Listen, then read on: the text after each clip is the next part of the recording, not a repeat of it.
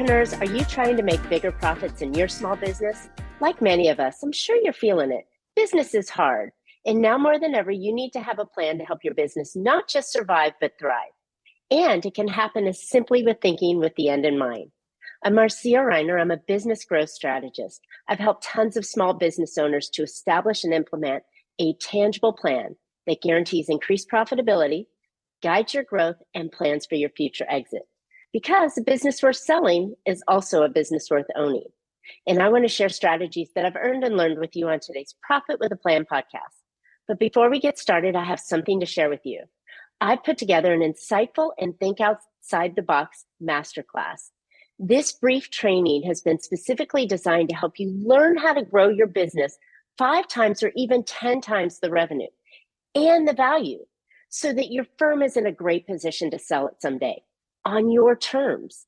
Register for free at www.10xyourfirm.com. All right, well, I'm really excited to have my guest back again.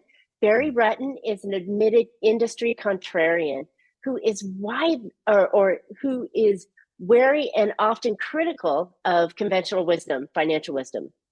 He's the co-founder and managing partner of Wealth Defense Financial Advisors, which focuses on a unique needs and goals for business owners, high-income professionals, upwardly mobile families, real estate investors, and those entering or already in retirement.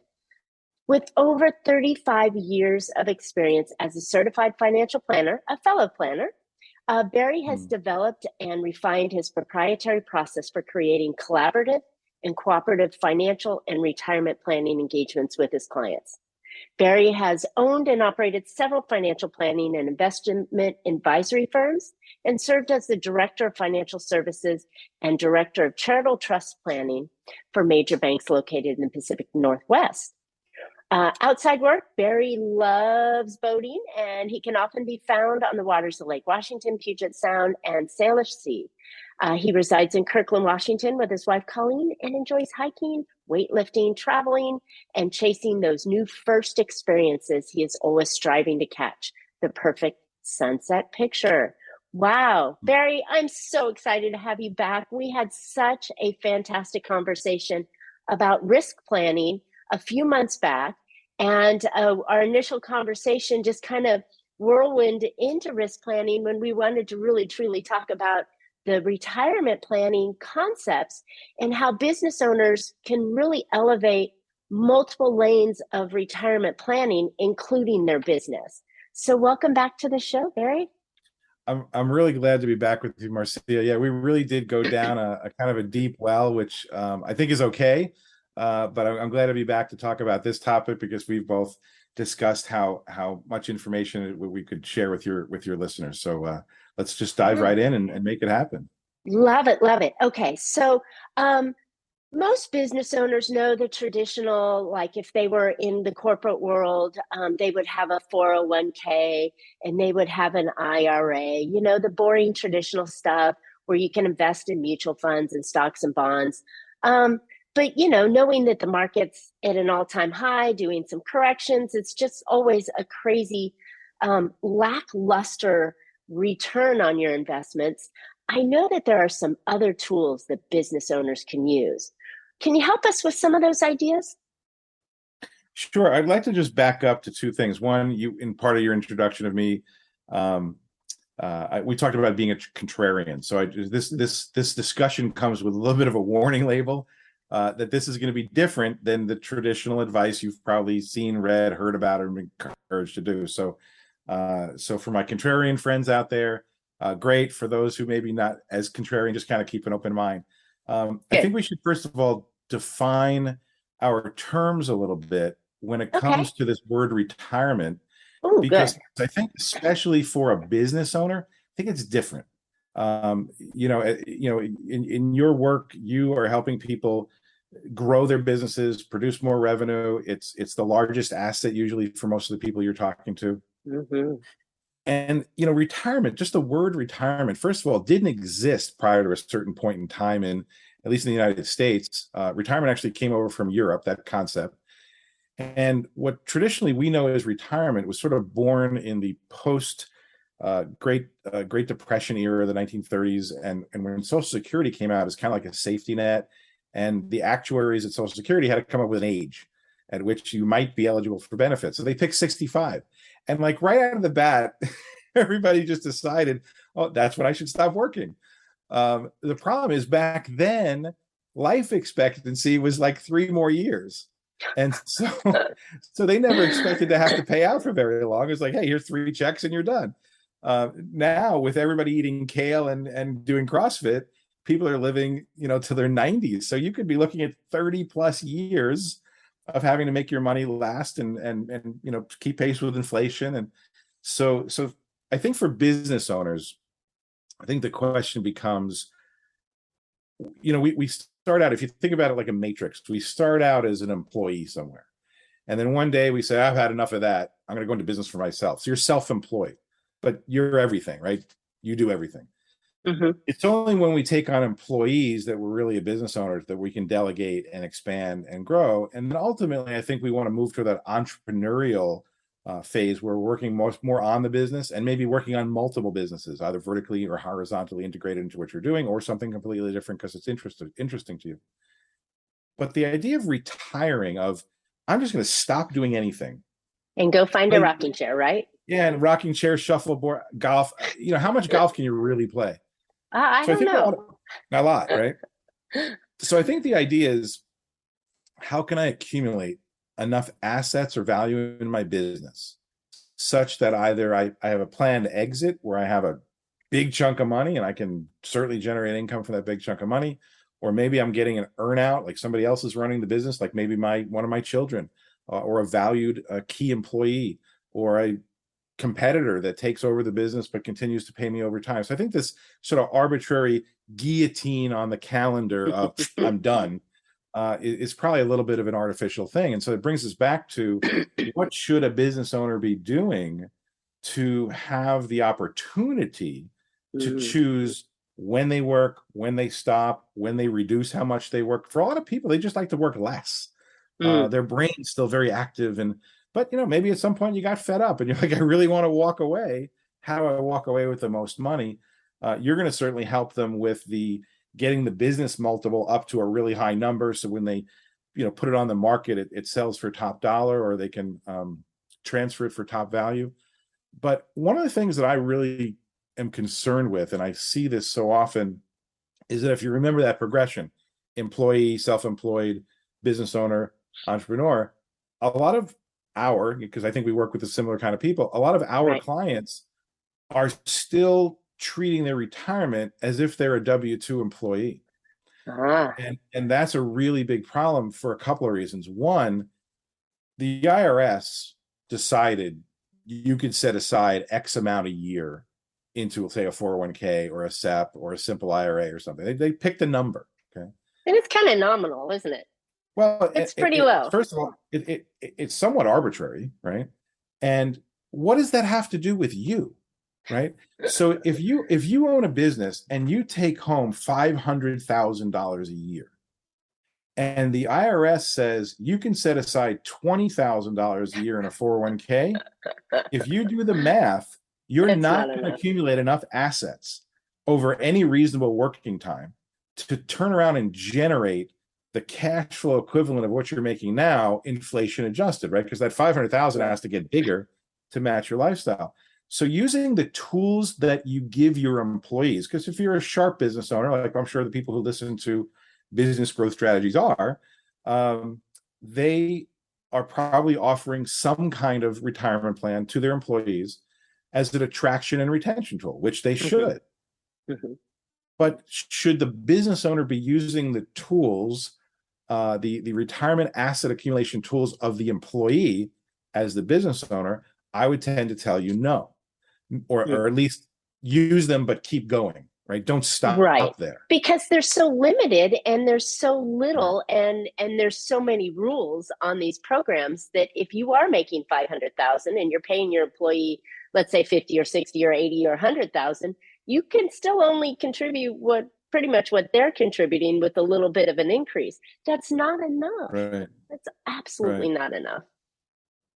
And, for example, the government tries to make it sort of fair and equitable. So it says, hey, if you want a profit sharing plan added to your 401k, sure, we'll let you do it. And we'll let you put $54,000 a year. But guess what? You got to give some of that money to the employees. So a lot of employers don't really want to go beyond, say, what's called like a safe harbor contribution to a 401k, like 3%. 3%. Provide some reasonable matching to the employee's contribution. Like basically, like, what's the least I can do to help them get started, encourage them to put their own money away, but not tie up so much of my cash flow. So we want them to take a look at plans that were designed specifically for business owners. And remember, the tax code predominantly is not written for the W-2 employee. It's written for business owners, because business owners, especially when they join together in industry associations and groups, lobby Congress to say, could we have some laws that look like this to be able to do this on our side? And the problem is the rank and file W-2 people are too distributed, and they don't lobby. And so they kind of get the short end of the stick, which is really unfortunate. But that's one of the biggest reasons that you got into business, because you're you're creating an economy in your area, whether you're hiring people or spending money, but you're doing that so the government rewards you with tax advantages. Exactly. Going back to your specific original question, what we want to use, there's other ways, right? There's other ways than the traditional W-2 style of retirement planning. Right. And I think we got to look at this from the perspective of what I call the retirement mountain. And I want everybody to think about, say, Mount Everest, right? Almost 30,000 feet, no oxygen at the top. And you think about people who climb that, we call them crazy. But the people who climb that mountain, all of them hire professional mountain guides. Now, here's what's really interesting. And I literally just 2 days ago read another story about someone who fell off Mount Everest, plunged 1,000 feet, and actually lived, believe it or not. But how, when you think about why they hire that guide, the guide doesn't really earn their money on the way up. The guide earns their money on the way down, because everyone's sleep deprived, oxygen deprived, exhausted, hungry, tired, cold. And now they're coming down this mountain in those depleted physical conditions, and they're still facing ice falls, 100-foot crevasses, the ability to, with one false move, plunge 2,000 feet into the oblivion and never be found again. So the job of the mountain guide is not to get you to the summit. A lot of people believe it's to get them to the summit. Like a lot of people believe the goal of retirement planning is to get you to this pinnacle of, I'm ready to pull the plug. The goal of a mountain guide is to get you home safe and alive in one piece. The way I view my job is, certainly to get you to the summit, but to get you down. So there's a retirement asset accumulation phase, but the more important and far more tricky, far more difficult, far more challenging retirement income distribution strategy phase. The spending phase. The spending phase. And you shouldn't use the tools and techniques of accumulation on the distribution side of the mountain. And yet a vast amount of advisors still have people in the wrong tools, and essentially they have the wrong equipment, the wrong ropes, the wrong crampons on their boots, and they're going to fall and they're going to get hurt or die. And we see this all the time. We see it right now with people who are in the wrong things, and they are suffering needless, significant losses. I unfortunately talked to somebody yesterday who's down 40%, at least on paper. Very painful. And so what we want to look at is, again, going back to those traditional plans, what the government entices you with is dangle, dangle, dangle, tax deferral. Tax deferral. Yep. Right? Like you can set some of your paycheck aside pre-tax, and we'll let you build it up tax deferred. And you're like, that's awesome. Current tax break. That satisfies my needs as an American to have immediate gratification. And there's my account. Well, I want everybody who owns a 401k, an IRA, a SEP IRA, anything like that, to look at your account balance, whatever it is, whatever it was before but any of the, pick a time that you look at your balance and say, how much of this do I own? How much can you spend? How much can you spend? How much do I own? How much do I own? Okay. So if your account balance is $1 million, okay? Right. do I actually own $1 million? And my answer to that is no, absolutely not. You own the $1 million less the tax hit when you take the money out. So if today your tax bracket is X, I think if we look at the economics of the government with deficits and spending, and they're going to have to raise tax rates. I think a lot of people believe that, at least. So you have this unknown obligation when you go to take your money out, that if on you want, all the growth that you've accumulated in risk along the way. Right. So the government knows that if they dangle this carrot of tax deferral in front of you, you will dutifully put their money away. Now, here's what they also know, because they have a lot of smart actuaries of the government. They know the population's aging, shrinking, less workers, there's less workers to support Social Security. They're like, where can we get a whole lot of money? Well, how about trillions with a T, trillions of dollars accumulated in all these tax deferred plans that will be 100% taxable? If you think about your tax rate and your wages now, maybe it's 24%, maybe it's 32%, whatever it is, 37% on the high end. How about 100% tax rate? How would you like to have 100% tax rate? Okay. No. I mean, what I'm saying is all the money is subject to tax. The rate is still going to be one of those percentages, but 100% of the money is taxable. So I want to go back to, again, this kind of don't necessarily lean on the plans of your employees or what you learned about in your corporate job. I want you to, and I don't know if you have ever grown your own corn, Marcia. Have you ever raised corn yourself? Okay. No, I've never raised corn. Okay, I've grown some vegetables that failed, some tomatoes, those kind of things, but never corn. Right. So let me tell you a little bit about corn farming. So a corn farmer will dig a hole and drop 2 or 3 kernels in there. Why? To make sure that one of them germinates and becomes corn. And then they'll water it and the sun will hit it and it'll grow a stalk. And on that stalk are multiple ears of corn. And on each ear of those corn, there's about 650 to 700 kernels of corn on each ear. I've spent far too much time, obviously, researching corn. So let's talk about the tax system. And if you had a choice of where to have your money taxed. So let's talk about 2 scenarios. The farmer could pay a tax on the seed corn, right? So pay a little tax now on the 2 or 3 pieces in the hole, right?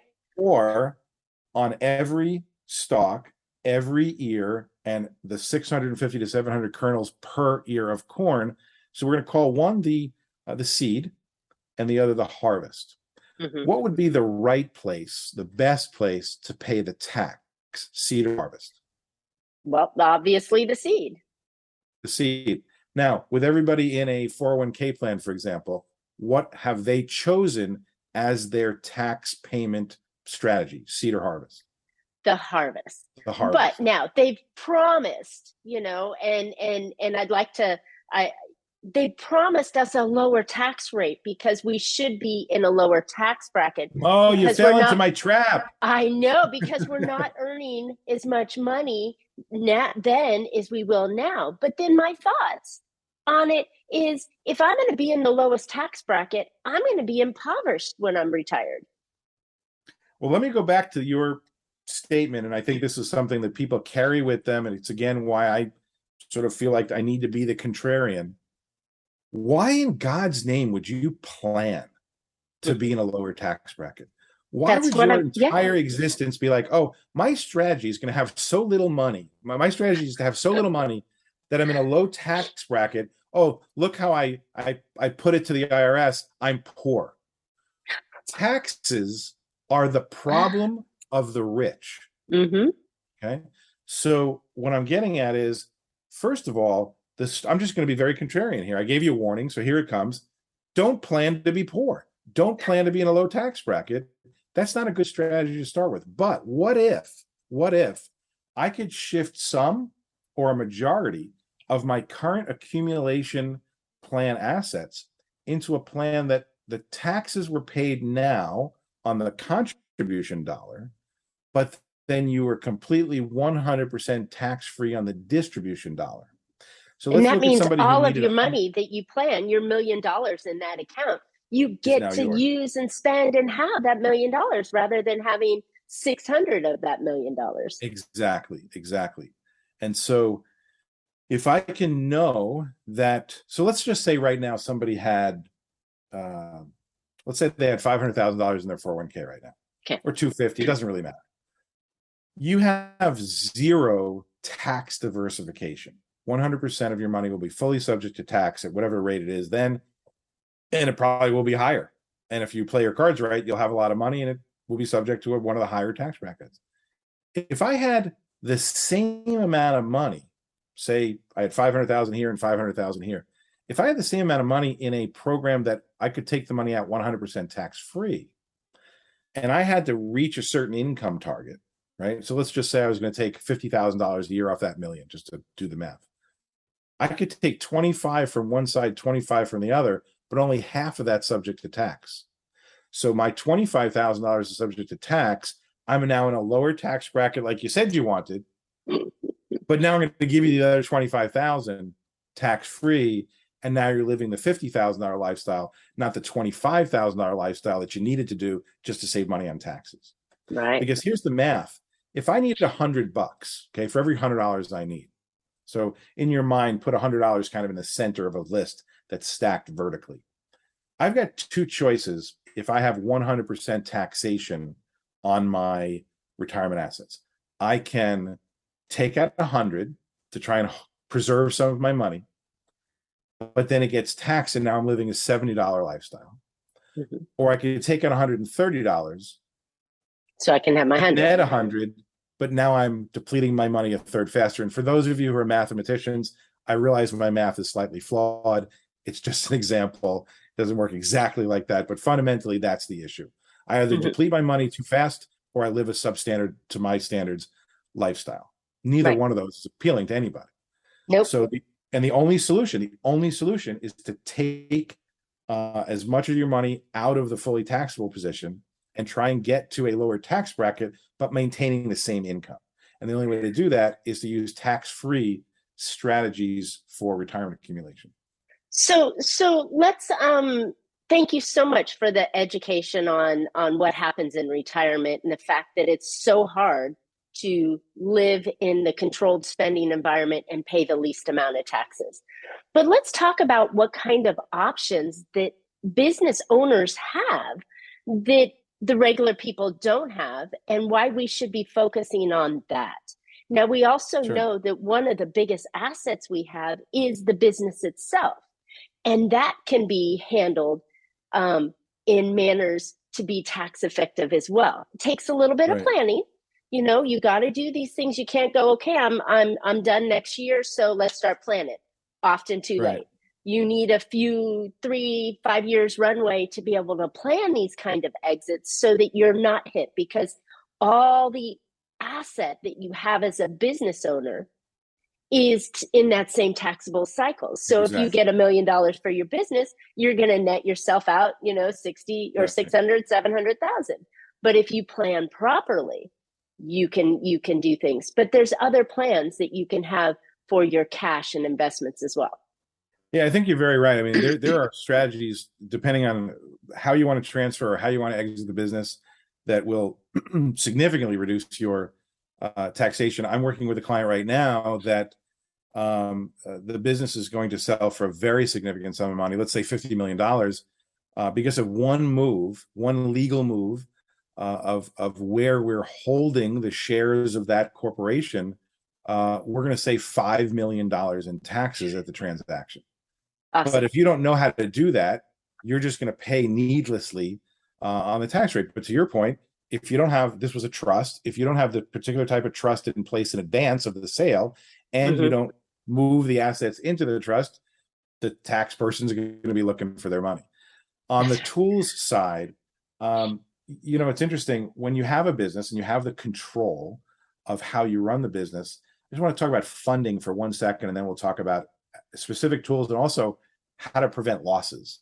I think would be also, especially for any of our older listeners who are closer to retirement, and especially if they're 10 years from retirement, this is essential to not take these giant 30% drops where you run out of time before you can make your money back.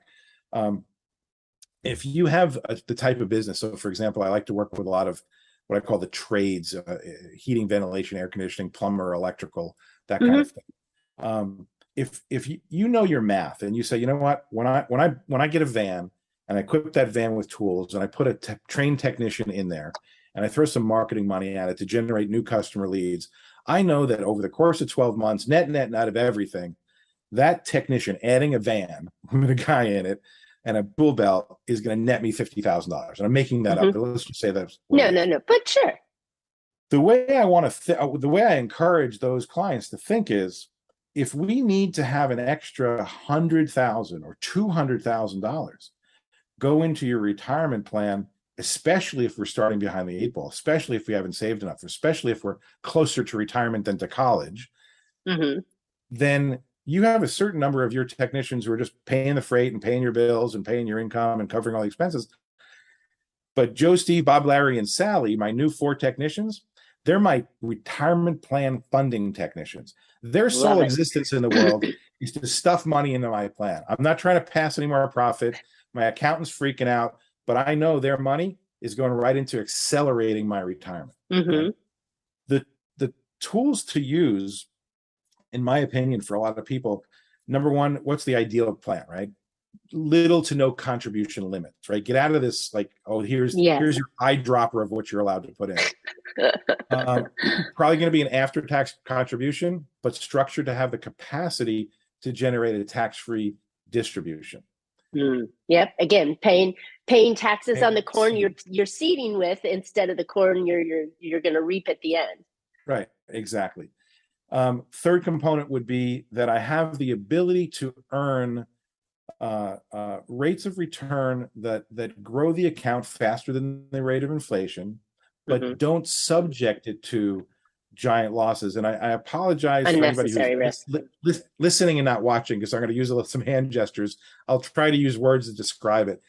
If you were a typical investor, you're on a roller coaster, right? Up, down, up, down, up, down. And what people may not know is that the rates of return necessary to recover from a negative movement, a loss, are significantly higher than the losses themselves. So it takes higher percentages and often more time to recover. And we don't have unlimited time. So for a lot of people, excuse me, they'd like to get off the roller coaster, but they still need to get returns that are market-like. And there are tools that are built now that allow you to, say you start out with a certain sum and it goes up. And now the market, let's just say, now drops. In a traditional investment, you'd ride it down with it. You'd be in the bottom of the roller coaster. In these other tools, and by the way, I'm being specific. I as a practice, I don't mention specific product names or strategies because I feel like there's so many different variations. But just know that there are tools that allow you to, when you get to that kind of high watermark, kind of the top of the roller coaster, if the market drops, you stay flat. So you don't lose anything. And then that's your new high watermark. Whatever you've earned, you keep. The next time the market goes up, then you move up with it. And the next time it goes down, you stay at that high watermark. So think about a staircase. There's a vertical, right? The riser. You get to grab a whole lot of the participation in market movement, but you get to stay out of the risk of that market movement when it goes down. So that's the flat of the tread, if you will, of the stairs. And then that stair, now that may run a year. Maybe that runs 2 years. You'd much rather stay flat than be down and waste time trying to go back up. So we call that zero is your hero. If you stay flat, it's better than being negative 22, right? Love it. And you can ride this staircase, this only going up escalator, this for as long as you need to. So I think the idea is, for most people, when we say, well, what's your risk tolerance? Well, people say, well, I'm an aggressive investor. I don't buy that. I don't believe that. This is me being contrarian again. I think people have an unlimited tolerance for up and a very low tolerance for down. And I think that's just really, that's human nature. So what we're trying to do is say, look, can we participate? And I'll give you a specific example. There are tools that allow you to participate in a market-linked index. So most people have heard of like the Dow or the S&P 500. So what you're allowed to do is participate in the movement of the index, but you're just going to be credited a percentage of it. So let's say the index goes up 12, you might be limited to 10.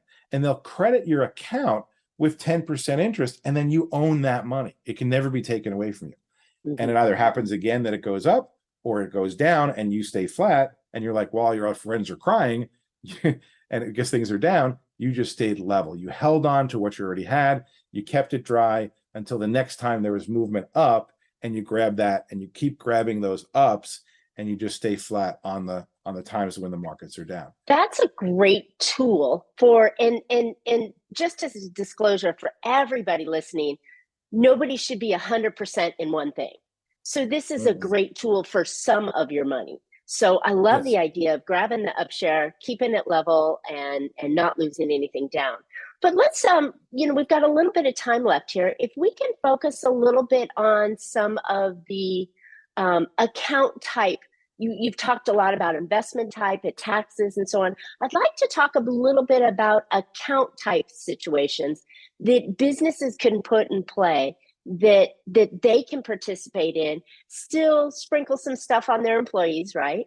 But maybe even use these kind of tools to hold on to an important person in the company as well. Right. Yeah, I mean, we oftentimes we refer to our key employees, the people that are so essential to the success of our business, that have been loyal, that you don't want to lose them. You have a lot invested in them. You and I both encourage those business owners to say, look, don't just, let's say they want to use something that I'm talking about today. Don't just do that for yourself. You might want to include them. And what it creates is both a reward system, a system to encourage better performance, and golden handcuffs. I was just going to say the golden handcuff, right? And so to keep the employee, that important person in your company, working strong, because you're giving them additional benefits that maybe all the rank and staff don't have, because they're truly important to your business. And what's really interesting is there's a lot of different ways to structure these, where the business is getting some benefits, the employee is getting some benefits. Let's use a specific example. I might have an employee that's so valuable. Let's say it's like my CFO or my chief salesperson that's the big rainmaker in the business, right? Or my operations person that makes the factory run, and without them, everything just stops. I can actually obtain for them a plan that allows the employer to have in place a tool that would, if the employee was lost to the business, a significant amount of money would be available to the employer to weather that gap, to weather that a loss of the employee, to hire, to recruit, and to deal with any losses. Like if you lost your key salesperson, you might have a drop in revenue. But it also allows me to set aside money for that employee for ultimately their retirement. And depending on how I structure it, if that employee were to pass away, money would actually go to both the employee's family and the business, so that the family's okay and the business is going to be okay. But if that doesn't happen, the employee can actually tap into a vast amount of money for retirement, but they only get to keep it if they stay. That's the golden handcuffs part. Like it. And this is something that's essentially very difficult for the employee to do on their own, and certainly this way. And it creates a real bond between the employee and the employer. And the employer can contribute additional money based on performance metrics that the employer sets out. So it's like, hey, we'll give you this baseline amount, but if we hit target A, target B, target C, we'll give you base plus 1, base plus 2, base plus 3. Now that person's working to really fund this super plan that goes beyond any individual plans that, like you said, the rank and file might have. So the law may say, hey, you have to cover everybody in the 401k. For these kinds of things, you only have to cover the people you want to cover. And that could be you and your partner, and you could really chunk in a significant amount of money above and beyond the business, and the business can actually be paying it out of their profits. Right. So again, you're going to pay taxes on it, but you're paying taxes on those little kernels versus the tax on the big windfall that comes later on. So I love the ideas that you're sharing with us today that helps a business owner plan for employees, plan for taxes, plan for how they're going to fund retirement for themselves, as well as for those key people going forward in the business. Because again, your business is the corporate umbrella that you left when you got into the business, but yet you still have to think about preparing for retirement for yourself, because now we're living, as you mentioned, 30 some odd years into retirement. That's an extended period of time that you have to pay into. And one more little thing that that often gets overlooked, and it has to do with that, pennies of Social Security that we get, the $2,700 if you're fully built into it. Many times, business owners in the early stage of their business, they weren't paying themselves. So yet there weren't necessarily Social Security benefits being paid into, and you might have a lull in your Social Security benefit. Earnings, Can I give a little caution to that? Just a little caution? Please. This is, again, kind of the contrarian to the conventional wisdom, and no disrespect to my CPA friends, but a lot of CPAs in their drive to save money on self-employment taxes for a lot of entrepreneurs will have the person take a lower salary and then distributions, which screws everything up, which messes up Social Security, actually messes up what you can qualify for disability. It can mess up what you can qualify for retirement planning. So we got to be making sure we're doing integrated solutions. We don't want to just, like, for example, have the tax tail wagging the dog, because if you do that, you might end up making mistakes in other areas. So I really encourage an integrated solution that takes into account the business and the business's capabilities and the owner and the owner's capabilities, and looking at it from all the angles, from risk management, and from retirement, maximizing the opportunities. Yeah, definitely. Yeah, I had a very similar case with one of my exponentially growing clients. She is growing so fast.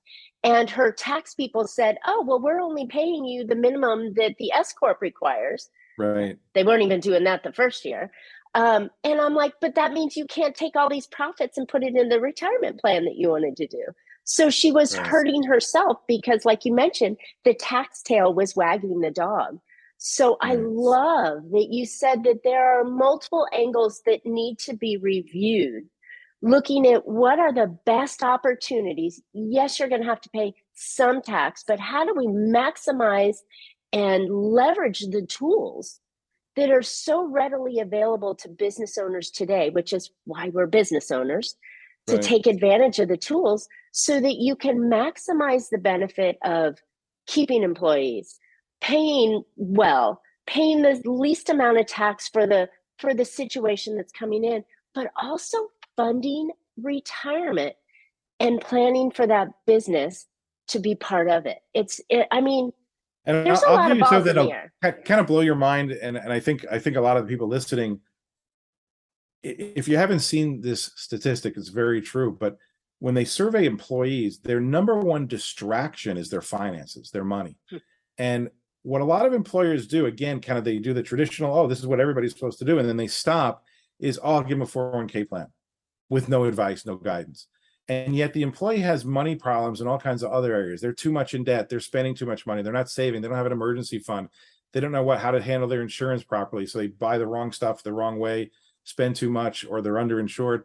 Whole host of problems. How do I educate my kid while saving for retirement? Should I buy a house? Should I lease a car? They have all these questions. What we've been working on, and I'm very excited about, is to be able to provide financial planning to employees as a turnkey service that looks like an employee benefit to the employer, so that their employees can get financial advice and guidance custom tailored to them, that the employer can offer as an employee benefit, and it has huge high perceived value to the employee, and lots of brownie points for the employer. But the employer is keeping their employees out of the problems, out of the hot water, out of the mistakes, and out of the stress that distracts them from doing their job well. And now, if they have got all that squared away, now we've got a much better attract and retain mechanism, because as most employers are struggling with getting the right people and keeping the right people, you can offer something that's really, really unique, and it actually helps the employee make progress, right? Because a lot of them feel bad that, oh, I don't have enough, or I haven't done enough. And let's just help them make progress across the broad spectrum of things that they should and want to make progress in. They'll feel good about themselves. They'll feel good about the employer. They'll want to stick around. They won't be distracted. So that's on the employee side. And for any of the folks who are listening who are maybe a little bit older, maybe feeling like they have less time, I think this is where you partner with somebody like Marcia, somebody like myself, to take advantage of some things that are only available actually to older clients. Some of the estate planning strategies that you should start be looking at now about exiting or transitioning the business to the next generation.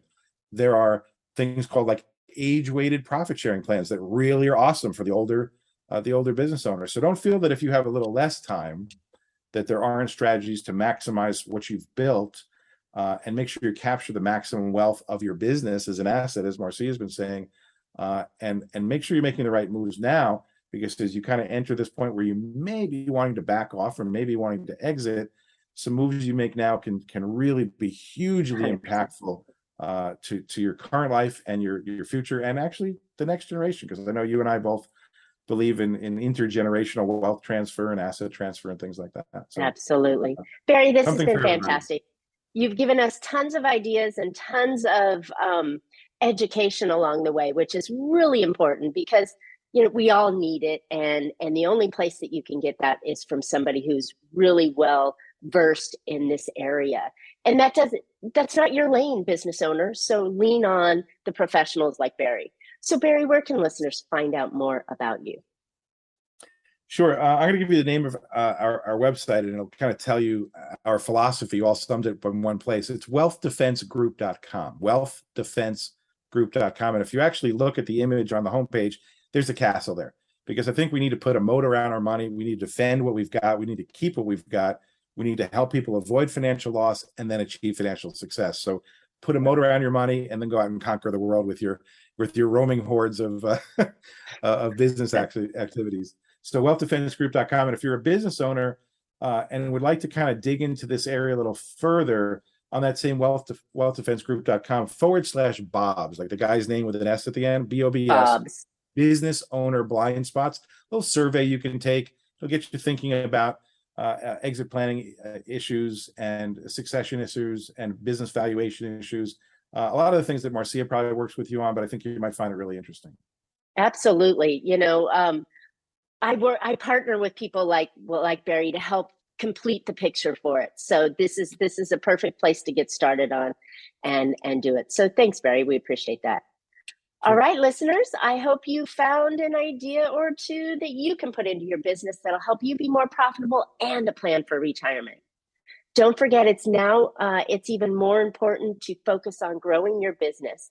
So don't forget to register for my new masterclass, and that specific training is designed to help you learn how to grow your business 5 or even 10 times the revenue and the value of your firm, so you're in a great position to sell it someday in the future. Some of the benefits are more profit, more free time, and an easier to run business. Register for free at www.10xyourfirm.com. You don't want to miss this class. And as always, we would love to hear your questions, feedback. Give us some comments. Tell us one of the ideas that you're implementing from this podcast into your business. Share that in the comments, and Barry and I will reply back. And then don't forget to subscribe. You don't want to miss any future shows. And as always, you can catch Profit with a Plan on any of your favorite podcast players. We're looking forward to more great profitable information on next week's show. So until then, make your plans and profit with them. Thanks so much, Barry, for coming back. Thanks, Marcia. Good to be here.